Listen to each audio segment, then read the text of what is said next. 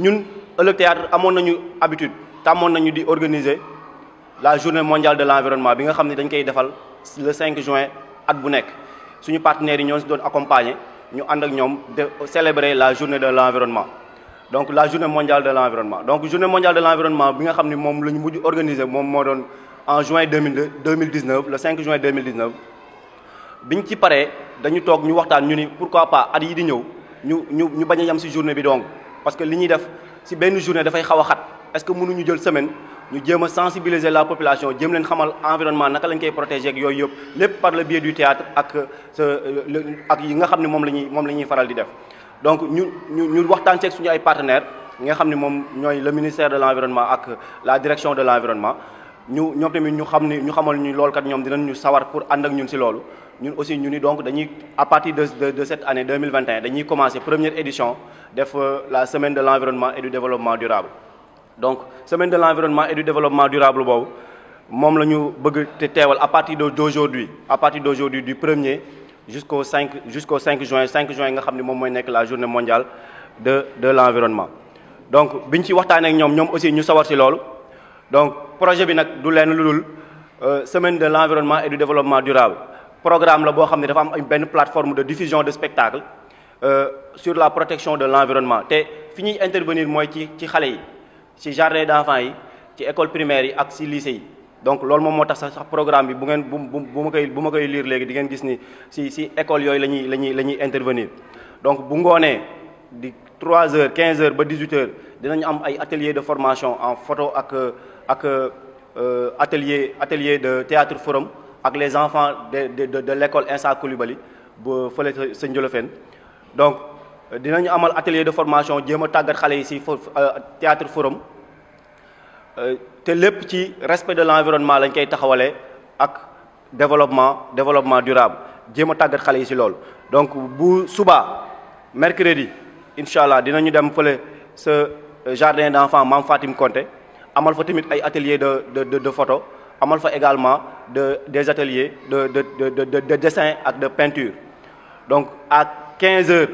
demain mercredi à 15h dinañu dem école Makodou Ndiaye école élémentaire Makodou Ndiaye aussi amal fa li nga xam ne moom la ñu amaloon ci fële nga xam ne mooy école Insa Coulibaly def fa ay atelier de forum théâtre forum ci thème environnement respect de l'environnement ak développement durable ak aussi am fa ay atelier de photo également donc le jeudi à partir de 10h dinañu dem fële ci talibé yi am ak ñoom également ci même activité pratiquement def atelier de photo ak ay atelier de formation en théâtre forum sur le thème de l'environnement le jeudi soir dañuy dem collège fële Abbé Boila amal fa benn spectacle bi nag ñun waa ëllëg théâtre ñun ñoo koy def benn pièce spectacle la bu tudd au pays de l'environnement buy wax ci protection de l'environnement ak naka la ñu mën a fexee ba protéger environnement bi ak environnement bi sax lan moo koy yàq ba pare ak naka la ñu mën a fexee ba protéger ko donc loolu jeudi lay am fële ci Abbé Boila ci collège ba vendredi nag moom la ñuy clôturer journée bi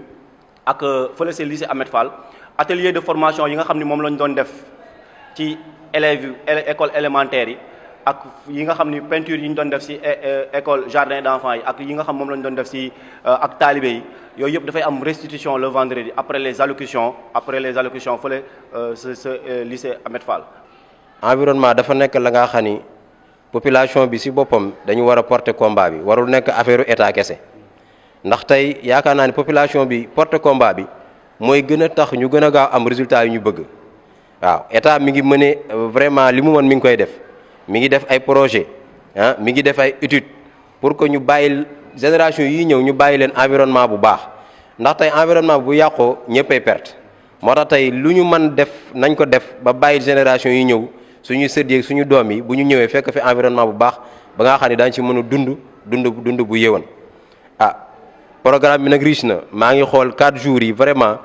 li ma fi gis dafa nekk lu riche la nga xam ni day nekk la nga xam ne day sensibiliser encore population bi si impact yi am ci environnement bi kon maa ngi woo sama collègue yi nga xam ne ñoo nekk si yeneen services yi ku ci mën ñëw nga ñëw jàpp si journée bi nga xam ni affaire environnement du affaire kenn nit kese affaire ñëpp la. bi si des aussi mooy le 5 mooy journée mondiale de l'environnement ren thème bi préservation de la biodiversité la ñi ngi koy defee sa parc national de Djoudj di leen ci woo rek ngeen ñëw ànd seeg ñun ñu célébrer ko ba mën a wax ak nit ñi ci njariñ li nga xam ni moom la gàncax gi am ci suñu environnement. Confirmer li mu wax léegi ni chaque année à chaque fois ñu ngi doon liggéey par rapport ak journée mondiale de l'environnement bu ñëwee ñu ngi dañuy gis taxawaayu association bi di leen gën a encourager si di wax ngeen yokk seen liggéey lu jëm si wàllu sensibilisation à la préservation de l'environnement ak si éducation environnementale bi nga xamante ni day koy gis si seen programme bi. L'autre aspect mooy que li tax loolu war a am mooy que Saint-Louis sunu localité dafa fekk si zone yi nga xamante ni enjeux environnementaux yi daf fi visible bu baax te dañ koy dund te di ko gis donc sensibilisation boobu noonu bu am surtout nag seen cible li ma gën a neex mooy cible yi ni ngeen ko defee si école yi donc gën si bàyyi xel. Cette année ci ñu leen di woo aussi comme ni ko adjoint directeur waxee si célébration kii journée mondiale bi nga xamante ni dinañ ko defee dinañ dem parc national de Djoudj bi nga xamante ni foofu lañ koy defee di wax ni aussi comme chaque année da ngeen bëgg def journée semaine de l'environnement ngeen koy coller ak thème bi nga xamante ni chaque fois dañ koy indi pour la journée mondiale. Cette année ci mi ngi nekk la restauration des écosystèmes effectivement donc boole ko ci mën a ci sensibiliser mën ci def éducation ba nga xamante ni nit ñi dinañ ko kii ñu mën a préserver son environnement parce que ëllëg moom du ñun mais ñiy ñëw ci les générations futures ñoom la ñuy préserver kii di leen remercier encore une fois di leen encourager di ñaan yàlla seen activités yi yàlla def ci réussite totale.